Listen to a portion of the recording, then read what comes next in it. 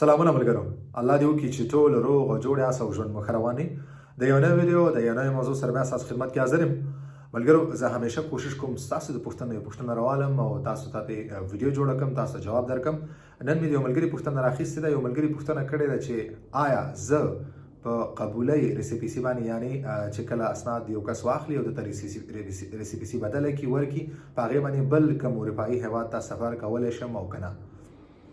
نو ملګرو، تاسو په قبولي ریسیپیسي باندې که هغه 10 کلني او که 4 کلن اسناد دي، تاسو هیڅ یو هېواد ته، بل اروپایي هېواد ته سفر نشئ کولی. حتی تاسو په کاخت سجو هم سفر نشئ کولی.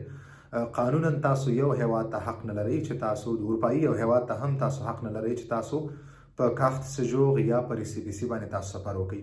تر څو تاسو تدخي رواج نه اخیسته، نو تاسو سفر نشئ کولی. زه داسې ډېر ملګري ما لیدلي، داسې ډېر اوازې ما اورېدلي دي. بعض ملګري خلکو ته مشورې ورکوي چې تاسو پلانکي هېواد ته په ریسیپیسي باندې یا په کاخت سجوغ باندې تاسو سفر کولی شئ. ولې دا ټولې غلطي مشورې، دا ټولې غلطي خبرې دي. قانونا تاسو یو هېواد ته هم حق نه لرئ چې تاسو په ریسیپیسي باندې یا په کاخت سجوغ باندې، که هغه 10 کلن اسناد دي او که هغه 4 کلن اسناد دي، په یو اسناد هم تاسو په ریسیپیسي او کاخت سجوغ باندې یو هېواد ته، یو اروپایي هېواد ته هم سفر نشئ کولی. هر کله چې تاسو تدخي رواج واخیستو، نو بیا تاسو هر اروپایي هېواد ته په اسانۍ سره بیا سفر کولی شئ. تاسو بیا قانوني اجازه لرئ، حق لرئ چې تاسو وغواړئ هر اروپایي هېواد تاسو سفر کولی شئ.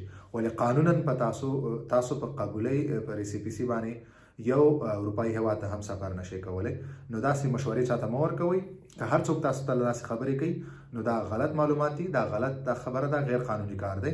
که چیرې تاسو په ریسیپیسي یا په کاخت سجوغ باندې سفر کوئ او تاسو ګیرېږئ، نو دا یو غیر قانوني عمل دی او د دې ورته عکس العمل سره به تاسو مخامخ کیږئ.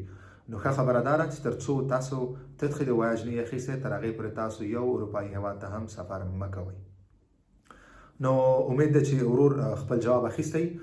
تاسو که هر څوک پوښتنه لري، خپلې پوښتنې په یوټیوب چینل، زما په یوټیوب چینل کمنټس چې کومه برخه ده په سیکشن کې، په هغې کې تاسو خپلې پوښتنې پرېښودلی شئ او انشاءالله په خپل وخت به زه تاسو ټولو ته جواب درکوم. نو مننه ملګرو، تر بلې ویډیو پورې په الله سپارم. په مخه